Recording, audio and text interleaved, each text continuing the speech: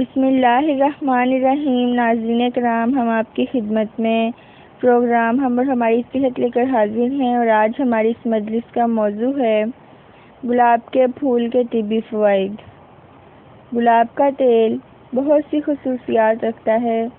دافع ورم، مانع افسردگی، دافع تشنج، جراثیم کش، شہوت انگیز، وائرس کے خلاف عمل، قابض دوا، نسوں کے لیے مفید اور جلابآور خصوصیات رکھتا ہے۔ ہاضم دوا۔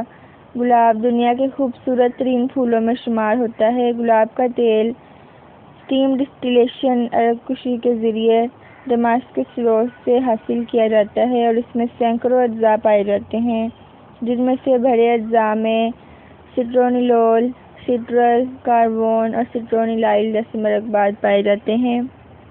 گلاب کا تیل تیز بخار والے مریض کو سکون دیتا ہے۔ یہ سوزش کو دور کر کے آرام پہنچاتا ہے، اور دوسری اقسام کی سوزشوں میں بھی، جو کہ مائکروبیل انفیکشن، زہریلے مرکبات کی بدہضمی، اسی طرح یہ گینٹھیا، جوڑوں کے درد میں بھی مفید ہے۔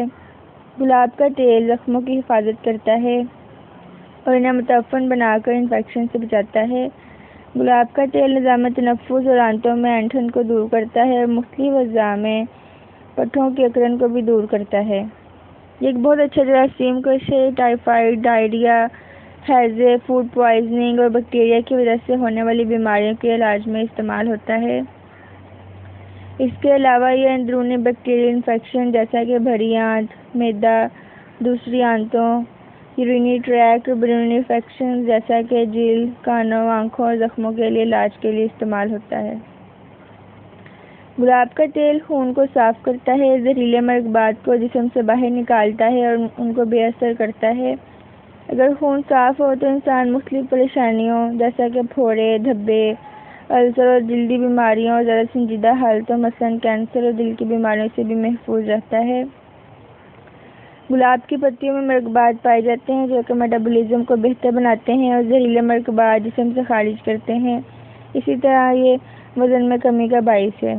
اس کے لیے 10 سے 15 گلاب کی تازہ پتیاں لے کر انہیں ایک گلاس پانی میں ابالیں، اور تب تک ابالیں جب تک ان کا رنگ گلابی نہ ہو جائے۔ اس کے اندر تھوڑا سا شہد یا ایک چٹکی دار چینی ڈال کر سلوشن بنا سکتے ہیں، اور اس کو روزانہ پئیں۔ گلاب کی پتیاں بے خوابی اور بے آرامی سے بچاتی ہیں۔